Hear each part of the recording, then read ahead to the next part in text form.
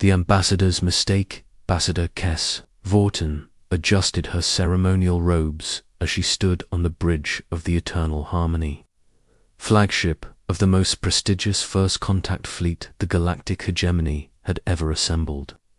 Through the yellow star known as Sol burned steadily ahead, its third planet a blue-green marble that had captured the attention of xenobiologists across 7 star systems. "Magnificent, isn't it?" she murmured to her aide, Commander Vex, whose crystalline features reflected the starlight in prismatic patterns. "Another primitive world ready to join our great civilization." The fleet was a sight to behold. 17 vessels ranging from massive diplomatic carriers to sleek escort frigates, each one polished to mirror perfection and adorned with the golden symbols of the hegemony. They had come in peace, as they always did, ready to welcome another species into the galactic community with open arms and infinite patience. "Initial scans confirm our expectations, Ambassador," reported Chief Science Officer Yulin from her station. "Single-planet civilization, crude chemical rockets, primitive electromagnetic communications. Standard integration timeline suggests full membership within 50 standard years." Kess nodded approvingly. The hegemony had perfected this process over millennia. Find a developing species, make peaceful contact, gradually introduce them to galactic society, and eventually integrate them as productive members. It was a system that had worked flawlessly for over 2,000 years, bringing peace and prosperity to more than 600 worlds. "Begin the standard protocols," she commanded. "Full-spectrum broadcasts in mathematical sequences. I want them to know we come in friendship." The communications array came alive, sending carefully crafted messages toward Earth in every conceivable format: mathematical proofs, prime number sequences, basic physics equations, and universal constants, the time-tested formula for announcing peaceful intentions to any intelligent species. For 6 hours. They broadcast. For 6 hours, they received nothing in return. "Perhaps their technology is more primitive than we assumed," suggested Commander Vex. "Should we move closer to the inner system?" Before Kess could respond, the tactical officer's voice cut through. The bridge chatter like a blade. "Contact. Bearing 2-7-Mark-8. Range 100,000 kilometers and closing."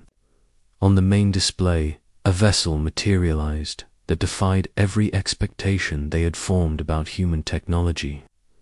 It was sleek where they expected crude, elegant where they expected bulky, and moved with a predatory grace that made the massive diplomatic fleet look cumbersome by comparison. "By the void," whispered Commander Vex. "That's not primitive at all."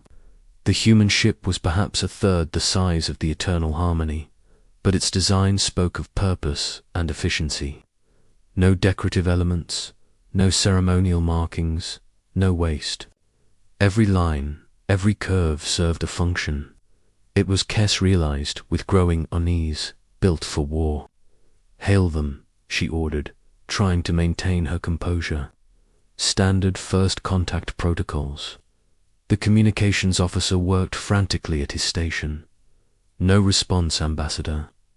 They're not acknowledging any of our frequencies." The human vessel continued its approach, now close enough for detailed scans. What they revealed sent a chill through the bridge. "Ambassador," Chief Science Officer Yilin's voice was strained. "I'm reading energy signatures unlike anything in our database. Their power output is inconsistent with their apparent size, and their whole composition, it's absorbing our sensor beams." Then, without warning, a voice filled the bridge. Male, speaking accented but clear galactic standard, devoid of any emotion that could be interpreted as fear, anger, or curiosity. "Unknown vessels, you have entered the Sol system without permission. Turn back. This is not a request. Kes straightened her robes and activated the diplomatic channel. Greetings, representatives of Earth. I am Ambassador Kes Vorton of the Galactic Hegemony. We come in peace, seeking to establish formal relations between our civilizations. We mean no harm and turn back. The transmission cut abruptly. The human ship had not slowed its approach. Commander Vex leaned close to Kes's ear. Ambassador, with respect, perhaps we should demonstrate our peaceful intentions more visibly. The standard protocols for primitive species encountering our technology for the first time. Kes considered this. They had dealt with countless species who had initially reacted with hostility or fear upon first contact. Sometimes a gentle display of superior technology helped establish the proper framework for negotiations, not as a threat, but as a reassurance that the hegemony was advanced enough to be trusted with galactic peace. Weapons to minimum power, she ordered. Fire a warning shot across their bow. Not to harm, just to demonstrate our capabilities and peaceful intentions. The tactical officer hesitated. Ambassador, regulations state that I'm aware of regulations. Lieutenant, this is a standard first contact scenario with a primitive species exhibiting hostile behavior. Minimum power, wide dispersal. I want them to see our plasma arrays, not experience them. The Eternal Harmony's main guns swiveled with mechanical precision. A brief, brilliant flash erupted from the barrels, sending a stream of contained plasma energy past the human vessel's trajectory by several thousand meters, close enough to be noticed, far enough to be clearly non-threatening. For a moment, nothing happened. Then the human ship simply stopped. Not slowed, not decelerated, stopped. From full acceleration to absolute stillness in the space between one heartbeat and the next, as if the laws of physics had become optional. How did they? Began the science officer. But her words were lost as space itself seemed to ripple around the human vessel. What happened next would haunt Kes Vorton for the rest of her life. The human ship didn't fire. Weapons, weapons, weapons. Implied projectiles, energy beams, something that could be detected and countered.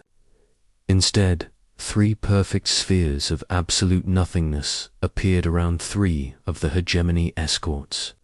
Not darkness, not void, but pure absence. When the spheres collapsed a microsecond later, the ships were simply gone. Not destroyed, not vaporized. Erased, as if they had never existed at all. The bridge of the Eternal Harmony erupted in chaos. Alarms screamed. Officers shouted readings that made no sense, and Kes found herself gripping the armrests of her command chair as the fundamental assumptions of her reality crumbled around her. Shields, she shouted, but the tactical officer was staring at his console in blank incomprehension. Ambassador, the ships... There's no debris, no energy discharge, no gravitational disturbance. They're just... gone. Our sensors indicate they never existed. The human voice returned, still calm, still emotionless, but carrying an undertone that made Kes's blood freeze in her veins. You mistake restraint for weakness. Those vessels contained 12,847 souls. They are unharmed, relocated to a safe distance. From this system, consider this mercy, a concept your scans suggest you understand. Through her terror, Kes felt a flicker of hope. Our people are alive. For now, you have been judged and found wanting, but not malicious. Your species shows potential for growth beyond its current limitations. Please, Kes managed, abandoning all diplomatic protocol, we truly came in peace. We seek only friendship, knowledge, exchange, mutual benefit. You came with weapons charged and assumptions formed. You fired on us because we did not respond as you expected. Your peace requires submission to your vision of order. This is not peace. This is conquest with pleasant words. The human ship began to move again, not toward them but perpendicular to their formation, demonstrating a casual disregard for the hegemony's military presence. Your missing vessels will be returned to you at the edge of this system. They will carry a message for your leaders. Earth does not seek membership in your hegemony. Earth does not recognize your authority. Earth survived wars that would have shattered your civilization, and we learned from them. What do you want? Kes whispered.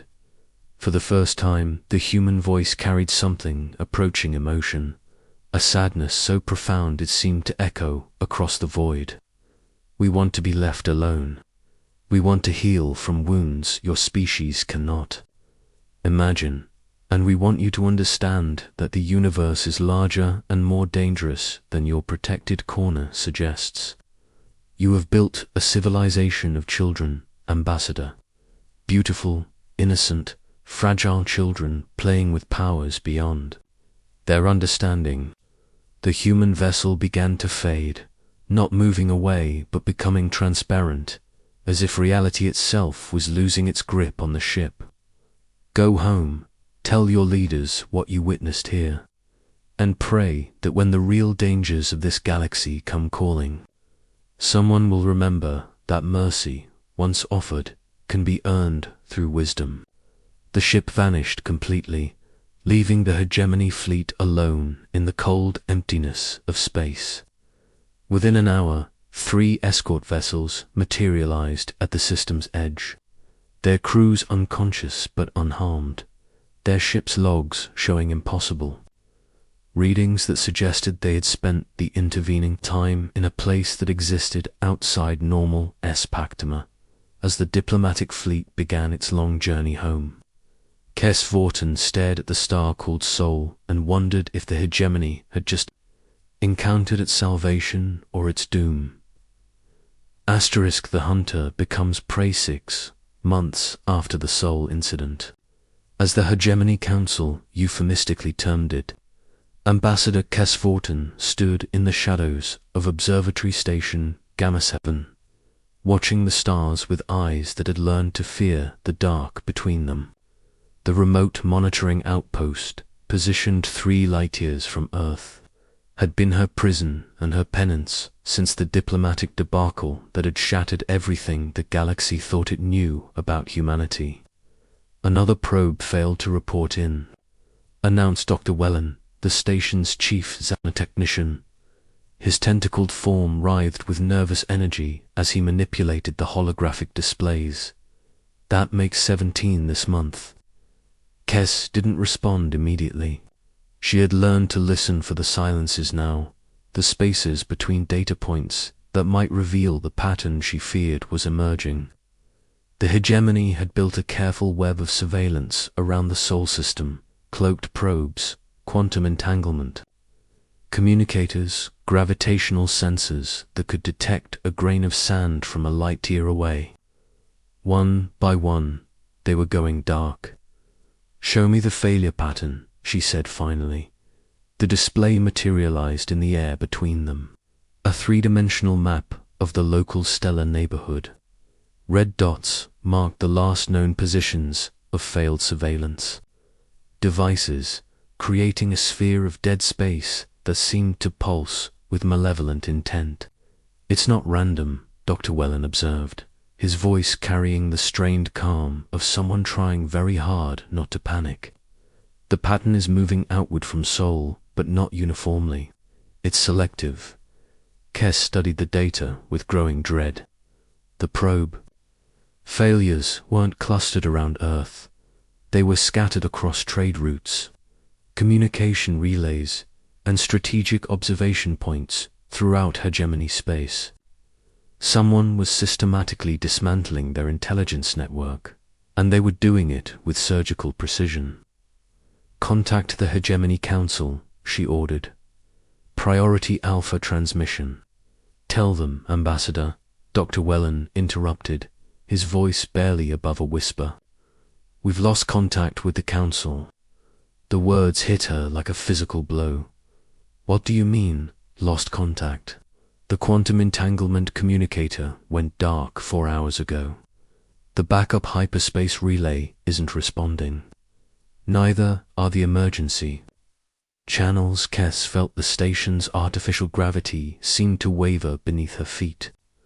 The Hegemony Council chamber was located in the most secure system in the galaxy, protected by 3 layers of defense fleets and enough firepower to sterilize a solar system. If something had happened there, get me Admiral Corvin at Defense.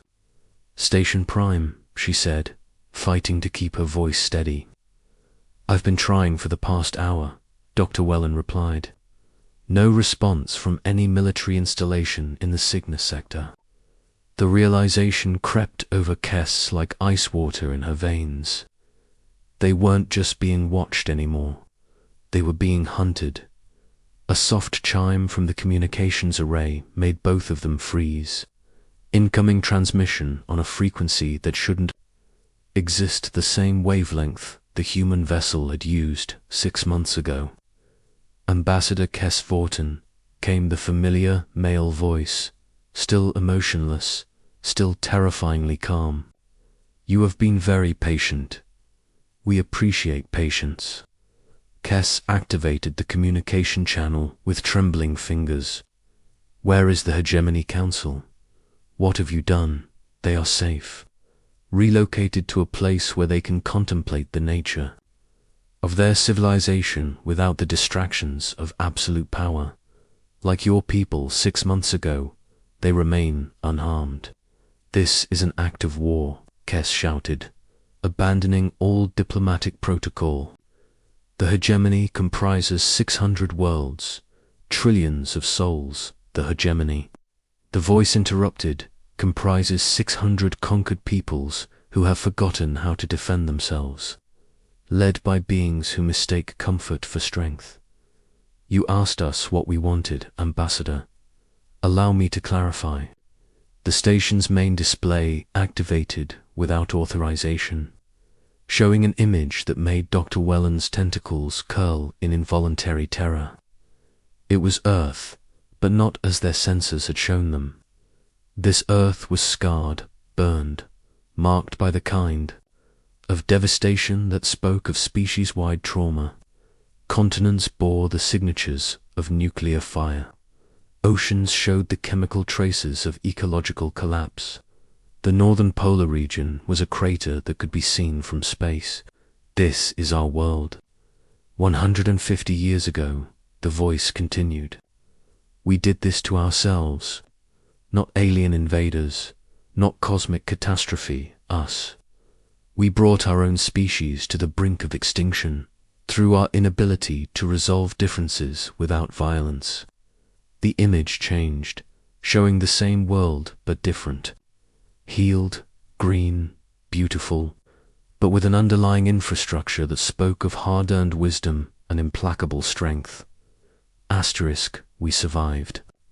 Not because we were lucky, not because we were saved by benevolent aliens offering us membership in their peaceful federation. We survived because we learned that true peace comes only to those strong enough to enforce it. Kes found her voice. What does this have to do with the hegemony? We've maintained peace for 2 millennia. You've maintained stagnation. The voice cut through her words like a blade. Your peace is the peace of the prey animal that freezes when it senses.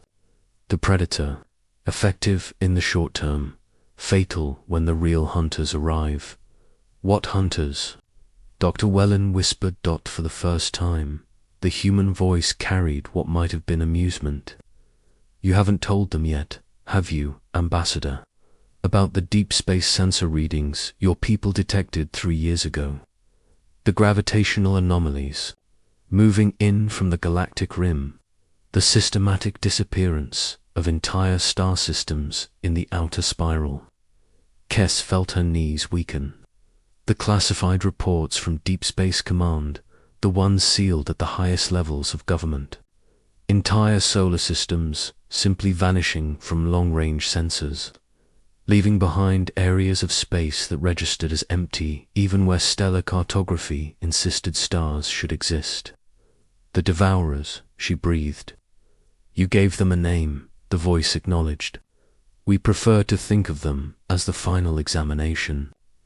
Every few thousand years, they sweep through this galaxy, removing civilizations that have grown too comfortable, too weak, too dependent on the illusion of permanent safety. The display changed again, showing a star map with expanding zones of darkness creeping inward from the galactic edge. At the current rate of expansion, they would reach hegemony space within a century. Your diplomats know this, the human continued. Your military leaders know this. Your scientists have calculated the timeline. But your people don't know because your leaders decided that panic would be worse than preparation. So what's your solution? Kess demanded. Destroy the hegemony. Scatter our people across the galaxy.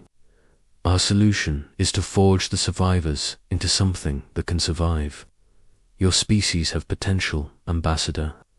We've seen it in your art, your music, your literature, but potential means nothing without strength to protect it.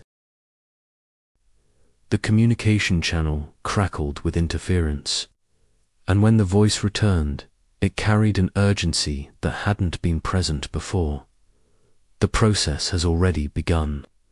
Every world that submits to our guidance will be prepared for what's coming. Every world that resists will be allowed to face the Devourers with whatever strength they currently possess. And Earth? Kess asked, though she dreaded the answer. Earth will stand between them and the galaxy, as we always have, as we always will. But this time, we won't stand alone. The transmission ended abruptly, leaving Kess and Dr. Wellen in silence. Outside the station's viewports, the stars continued their ancient dance, indifferent to the struggles of the ephemeral beings who dared to travel between them. 3 days later, the first reports began arriving from across hegemony space. Entire defense fleets had been relocated to remote systems where they were being ... educated. Planetary governments found themselves face to face with human representatives, who spoke softly and carried weapons that redefined the possible. Some worlds resisted. Those that did discovered that human mercy, while genuine, had limits. Most worlds chose to listen. Ambassador Kess Vorten eventually found herself serving as humanity's liaison to the former hegemony, helping to coordinate the largest military preparation in galactic history. When the Devourers finally arrived 50 years later, they found not the comfortable, complacent civilization they had come to harvest, but something they hadn't encountered in their million-year reign of terror. They found a galaxy that had learnt to fight back. The final battle lasted 3 days and scorched a dozen star systems. When it ended, Earth's children 4, that's what the galaxy had become, looked up at skies that would never again know the shadow of an unopposed predator. And in the ruins of ancient observation posts, memorial plaques bore a simple inscription in 100 languages. Here died the last age of innocence. Here began the age of earned peace. The galaxy had learned to whisper, and in learning to whisper, had found its voice to roar. Asterisk,